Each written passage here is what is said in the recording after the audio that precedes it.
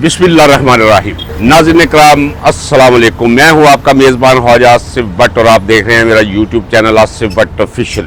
पाकिस्तान और बैरून पाकिस्तान मुझे सुनने वालों, मुझे देखने वालों, आप सबकी खिदमत में मेरा मुअद्दबाना सलाम और सेहत व सलामती, इज्जत, रिज़्क और तमानीत कल्ब व नज़र की अनगिनत दुआएं आपके लिए दिल की गहराइयों से। आज जुमेरात है और 30 जुलाई मैं आपके लिए ये वीडियो कर रहा हूँ और आउटसाइड आकर मैं कोशिश करता हूँ और करूंगा कि जहां जहां मैं जाऊं इस मुल्क से भी या मैं बोरिया भी इस तरह लपेटने को हूँ, इसीलिए मैं यहाँ खुलाकर वीडियोस कर रहा हूँ। नाज़रीन इकराम, मुझसे सवाल किया है मेरे दोस्तों ने कि ये बताइए कि इमरान खान के बारे में ये खबर है कि उससे गिलास नहीं पकड़ा जाता, कलम नहीं पकड़ा जाता, उसके हाथ कब कपाते हैं। मैं इमरान खान के बारे में आपको आज जो वीडियो सुबह ऑनलाइन गई थी उसमें बता चुका था। जब मुझसे ये सवाल किया गया तो मैंने दोबारा राब्ता किया, मैंने पूछा कि क्या वाकई ये सच है। नाज़रीन इकराम, जिसका जवाब ये आया है कि देखिए, इतना करीब हमें नहीं जाने देते कि हम उनके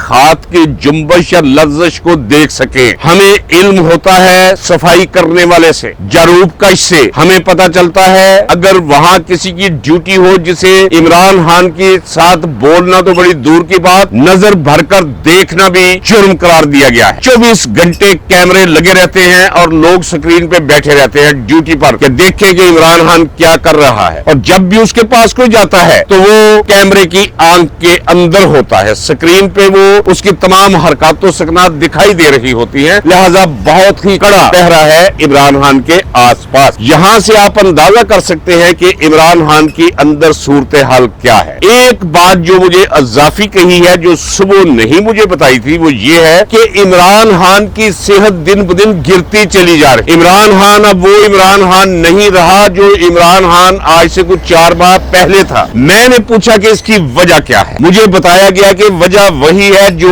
आप अपने व्लॉग्स में बताते हैं। सारा जेल का अमला डिस्कस करता है आपस में कि इमरान खान को जहर दिया गया है, इमरान खान पर जहरीली गैसें छोड़ी गई है। देखिए नाज़रीन इकराम, एक बात मैं आपको बता दूं, अगर इमरान खान की सेहत गिर रही है तो एक तसव्वुर आपने अपने ज़हन में नहीं लाना, वो ये कि इमरान खान शायद डर गया है, इमरान खान शायद तंग आ गया है, इमरान खान पे शायद जेल भारी हो गई है। नाज़रीन इकराम, ऐसा हरगिज़ नहीं है। आप यकीन जानिए कि एक ऐसी कैफियत है जिसे सिर्फ महसूस किया जा सकता है, मुंतकिल नहीं किया जा सकता। मैं चूंकि इस दौर से गुजरा हूँ, ऐसे ही मसाइब, ऐसे ही कड़े पहरे मुझ पर थे, ऐसी ही तन्हाइयां नाज़रीन इकराम मेरा मुकद्दर बनी हुई थी, जिन्हें मैंने भुगताया। देखने वाले को ये पता चलता था मैं बहुत मजलूम हूँ, मुझ पर बहुत जुल्म हो रहा है, मैं कैसे ये सब कुछ बर्दाश्त कर रहा हूँगा। लेकिन अंदर से मेरी कैफियत ये थी जैसे गुलिस्तान सादी और बूस्तान सादी मेरे अंदर पीछे हो। सुख, आराम, चैन, मुसीबत, आलाम, मैं इनकी हदूद से पार हो चुका था। नाज़रीन इकराम, वो तो मैं था, ये तो इमरान खान है। मेरा तो अल्लाह के साथ वो ताल्लुक भी नहीं था जो ताल्लुक इमरान खान का रब्बे करीम के साथ। वो तो सिबगतुल्लाह है, उसके रंग में रंगा हुआ है। उससे कैसे तवक्को की जा सकती है कि इतना बड़ा मकसद हो जिसके लिए वो ये सारे मसाइब और आलाम झेल रहा है और वो अंदर से टूट जाए? वो नहीं टूट सकता। नाज़रीन इकराम, पहले भी मैं आपको शेर सुना चुका हूँ इब्राहिम ज़ौक का, दोबारा सुन लीजिए। ये कैफियत है इमरान खान की, चूंकि मैं इस कैफियत से गुजर चुका हूँ। ज़ौक फरमाते हैं, मजे जो मौत के आशिक बयां कभो करते, मसीहो हिजर भी मरने की आरज़ू करते। नाज़रीन इकराम, वो उस जगह पे खड़ा है, उसके नजदीक जिंदगी और मौत के इम्तियाजात खत्म हो चुके हैं, तफरीक खत्म हो चुकी है, एक ही नुक्ता बन चुका है जिंदगी और मौत उसके लिए। वहाँ खड़ा है वो जमकर, जिस तरह करबला में मौला हुसैन खड़े थे, जिस अज़्म के साथ, जिस रिफ़त और बुलंदी के साथ अपने मौक़िफ़ पर कायम, उन्हीं के मुक़द्दस नक्शे पा पर इमरान खान खड़ा है। नाज़रीन इकराम, मैं आपको यकीन दिलाता हूँ। रही बात जो नहीं मुझे पता चली है, वो ये है कि हालात रोज बरोज उसके आसपास तंग कर किए जा रहे हैं, जिसे कहते हैं उसका काफिया तंग कर दिया गया है, उसका हाशिया तंग कर दिया गया है। लेकिन वो ऐसे माहौल के अंदर टूटने की बजाय, बिखरने की बजाय वो जम कर खड़ा है। नाज़रीन इकराम, देखिए, जहर दिया गया है, ज़हन पे असर हुआ है, जिस्म पर असर हुआ है, लेकिन सोच पर असर नहीं हुआ। नाज़रीन इकराम, यहाँ एक सवाल आपसे है मेरा कि ए बंदगाने खुदा, एक ऐसा शख्स जिसकी पूरी जिंदगी ऐशो आसाइश से भरी हुई थी, वो शख्स आपके लिए सब कुछ, तमाम आराम, तमाम आसाइशें छोड़कर वो वहाँ जेल में बैठा है, मुसीबतें सह रहा है, और आप सारे के सारे आराम से अपने अपने शब रोज खींच रहे हैं। नाज़रीन इकराम, कुछ आपको भी सोचना होगा, कुछ आपको भी करना होगा। तारीख की आंख आपको देख रही है। इस वक्त पाकिस्तान तारीख के नहायत अहम मोड़ पर खड़ा है, जहां बड़े बड़े फैसले होने जा रहे हैं। नाज़रीन इकराम, मैं आपको यकीन दिला देता हूं, ये फौज, ये इनकी माँ, इनकी नानी तौबा कर लेगी सिविल मामलात में मुदाखलत करने की। ये मुकम्मल तौर पर आइन के ताबे आएगी। नाज़रीन इकराम, और ये शर्फ जाएगा इमरान खान को और उसके साथियों को जो इस वक्त जेलों में पड़े, वो खवातीन जो इस वक्त जेलों में पड़ी। आपसे सिर्फ सवाल ये है कि क्या आपने अहले कोफा का वतीरा अपनाए रखना है, या आपने मुख्तार सकफी के नक्शो कदम पर चल के तारीख में अपना नाम रोशन करना है। नाज़रीन इकराम, उठिए, निकलिए। मैं कह रहा हूँ, मैं बता रहा हूँ कि आपका दुश्मन बहुत कमजोर हो चुका है। मैं गवाह करके कहता हूँ रब्बे जलील को कि मैं गले से नहीं कह रहा, मैं दिल से कह रहा हूँ। अंदर इनके फूट पड़ चुकी है, अंदर से ये टूट फूट का शिकार है। एक दूसरे पर एतमाद कोई नहीं रहा। जनरल आसिम मुनीर के आधे किलोमीटर के अंदर उसके मुहाफिजों को असला लेकर उसके साथ चलने की इजाजत नहीं है। नाज़रीन इकराम, मैं बता चुका हूँ कि कोर कमांडर्स के अंदर एक दूसरी राय पाई जाती, वो वही राय है जो आपकी राय है, वो वही राय है जो मेरी राय है कि आसिम मुनीर इस मुल्क का बेड़ा गर्क करने पर तुला हुआ है। आसिम मुनीर अमेरिकन और इसराइली गुमाश्ता है, पपट है, करिंदा है, दलाल है। नाज़रीन इकराम, कहने दीजिए मुझे, अब वो वक्त नहीं रहा कि तलवी से लफ्जी से काम लिया जाए। अब खुलकर बात करनी होगी। जो कोई है उसे वही कहना पड़ेगा, उसी नाम और उसी लक़ब से उसे पुकारना पड़ेगा, उसे मुलक्कब करना पड़ेगा। नाज़रीन इकराम, वो जो कहा करते थे कश्मीर हमारी शरक है, कश्मीर की शरक पे तो छुरी फेर दी इन्होंने। अब आइए आज क्या हुआ है। बलूचिस्तान के अंदर इस वक्त जंग का समा है। नाज़रीन इकराम, ये फौज, इसकी जुर्रत नहीं कि ये सड़कों में निकल सके, इसकी जुर्रत नहीं कि ये एक कानवाय बनाकर भी बलूचिस्तान की सड़कों पे चल फिर सके। नाज़रीन इकराम, आज क्या हुआ है केच में सिक्योरिटी फोर्सेस के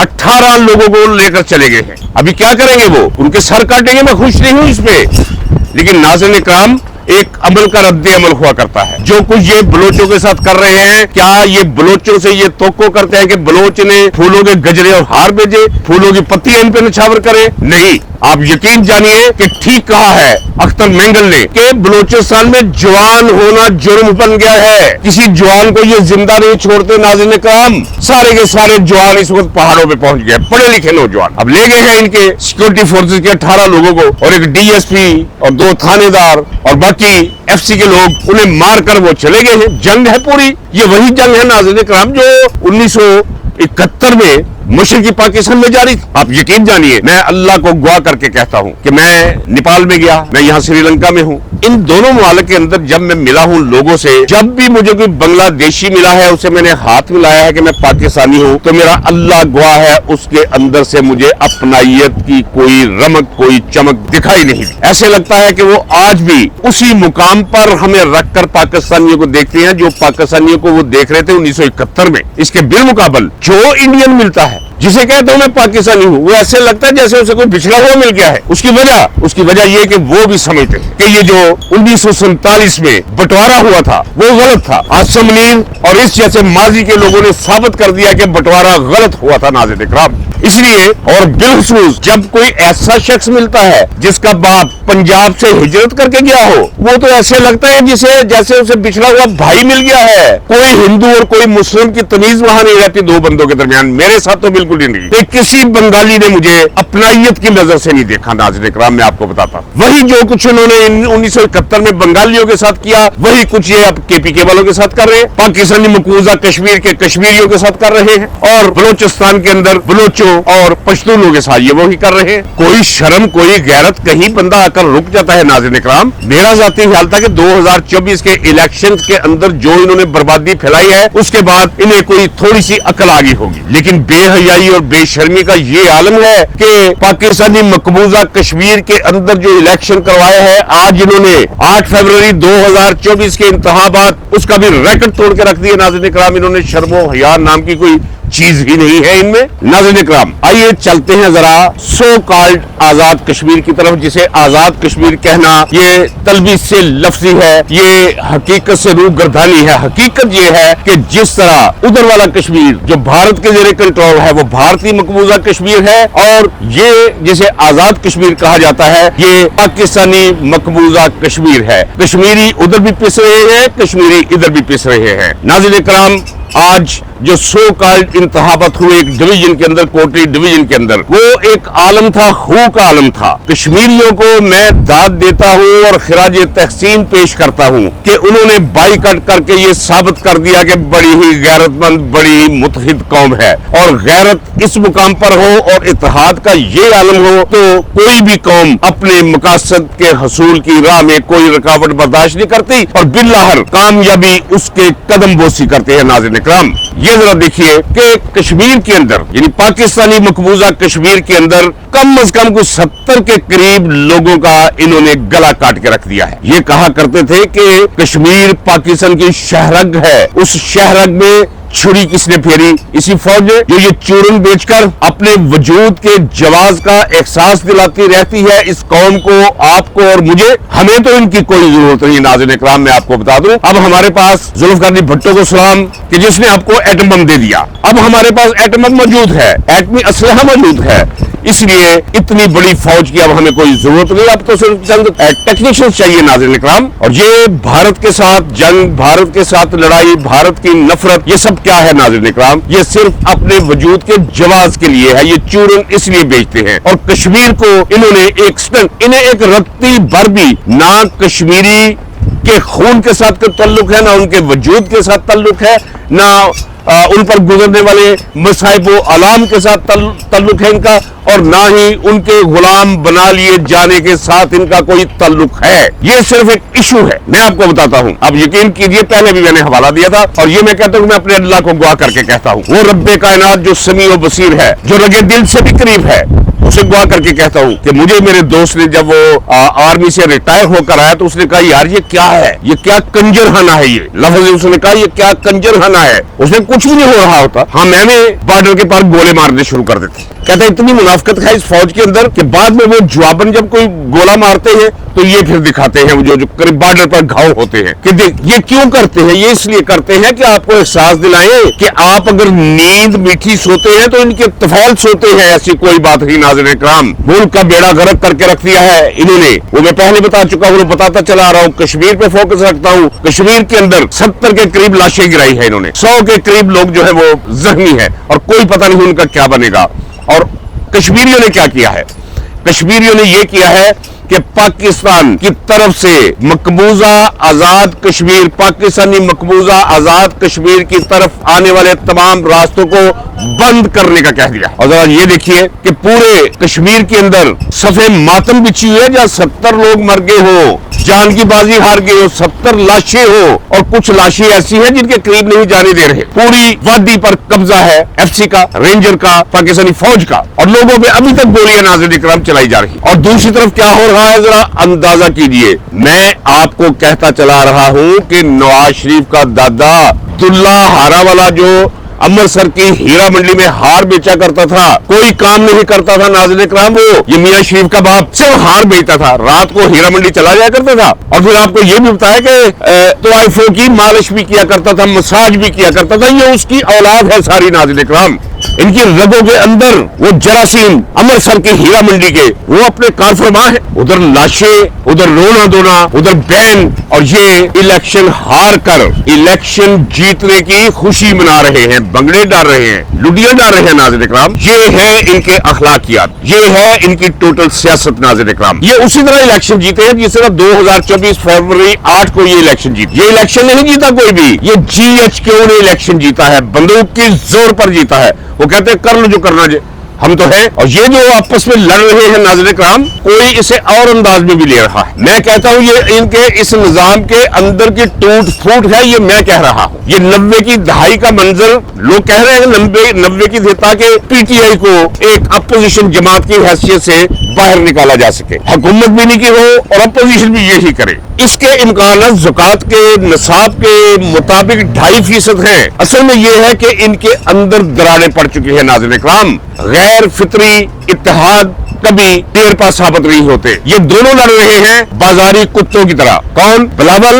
اور دلے آرام والے دی پرپوتری مریم نواز۔ یہ بالکل بازاری کتوں کی طرح لڑ رہے ہیں کہ جس طرح کوئی ہڈی پھینک دے تو دونوں کتوں میں ایک جیسی طاقت ہو اور اسے ایک ہڈی پر سے وہ لڑ رہے ہو ایک دوسرے۔ یہ ہے ان کی اوقات، یہ ہے ان کی ذات، یہ ہے ان کی سیاست، یہ ہے ان کے سیاسی اخلاقیات۔ ناظرین اکرام آئیے ناظرین اکرام اب میں آپ کو اپنے تجربے کی روشنی میں بتا دوں کہ پاکستان کی نجات کی راہ کون سی۔ دیکھیے اس وقت پوری قوم تیار ہے باہر نکلنے کو۔ لوگ کہتے ہیں پنجاب ستو پی کر سویا ہے۔ پنجاب کا ہمیشہ وتیرہ یہی رہا ہے، پنجاب جاگتا ہے اور جب جاگتا ہے تو پھر تبدیلی آ کر رہتی ہے۔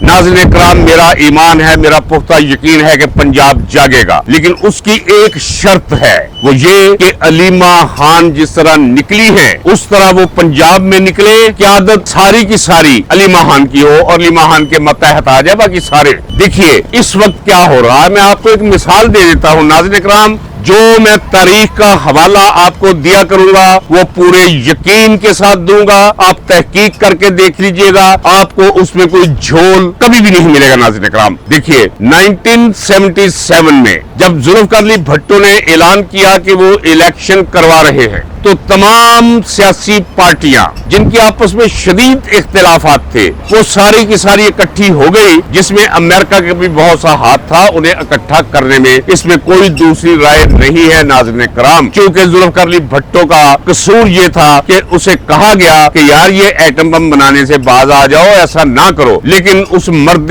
دبنگ نے ایک بھی نہ سنی ان کی اور اس مگن میں رہا اور 1977 تک بہت سا کام وہ مکمل کر چکا تھا۔ لہٰذا وہ چاہتے تھے کہ ذوالفقار علی بھٹو کو عبرت کا نشان بنا کے رکھ، جیسا کہ ہنری کسنجر نے کہا تھا جب وہ آیا تھا یہاں جاتی دفعہ، اس نے کہا تھا مسٹر بھٹو باز آ جاؤ نہیں تو تمہیں ہم عبرت کا نشان بنا دیں گے۔ بھٹو نے صرف سرکسٹیکلی تنزیہ ایک مسکراہٹ دے دی تھی اور سر ہلا کر چلا گیا تھا، مزید تیز کر دیا تھا ایٹمی پروگرام اس نے ذوالفقار علی بھٹو نے۔ تو ذوالفقار علی بھٹو نے جب انتخابات کا اعلان کیا تو خطرہ کیا تھا ذوالفقار علی بھٹو کو؟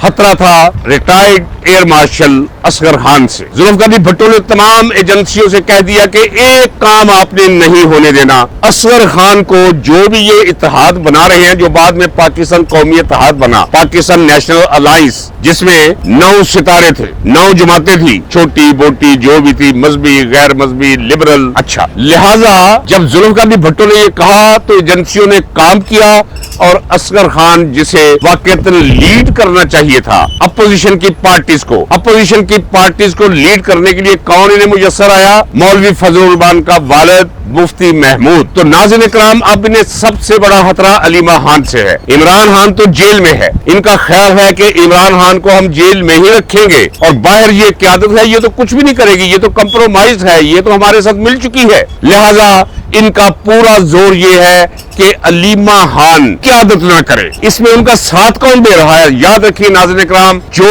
پی ٹی آئی کا سو کالڈ رہنما اعلان نہیں کرے گا 5 تاریخ سے پہلے کہ علیمہ خان کی قیادت میں تحریک جاری رہے گی، وہ سمجھ لیجئے کہ وہ آئی ایس آئی کے پیج پر ہے، وہ آئی ایس آئی کا کرندہ ہے، وہ آئی ایس آئی کا گماشتہ ہے، وہ آئی ایس آئی کا پپٹ ہے۔ ناظرین اکرام میں صاف الفاظ میں آپ کو یہ بتا رہا ہوں، آج ایک ہی راہ ہے نجات کی کہ علیمہ خان کو ٹرک پہ چڑھایا جائے، باقی پوری قیادت ان کے پیچھے کھڑی ہو اور پھر نکلے عمران خان کی رہائی کی تحریک لے کر، اور عمران خان کو یہ قید نہیں رکھ سکیں گے۔ ناظرین اکرام میں بار بار آپ سے کہتا چلا آ رہا ہوں پورے تیقن کے ساتھ، عمر کے اس حصے میں اتنے طویل اور عمیق تجربے کے بعد کہ اندر ان کے پھوٹ پڑ چکی ہے، یہ جو سیاسی جماعتیں انہوں نے اکٹھی کی ہوئی ہیں وہ بھی ایک دوسرے کی بارو ہو چکی ہے۔ یاد رکھیے یہ میں کہہ رہا ہوں، اسے انڈر لائن کر لیجئے، اپوزیشن کا رول لینے کے لیے سارے لگے ہوئے ہیں، مولوی فضل الرحمان بھی لگا ہوا ہے، پیپلز پارٹی بھی یہ چاہ رہی ہے کہ وہ ایک اپوزیشن جماعت کے طور پہ ابھرے، لیکن یہ سارے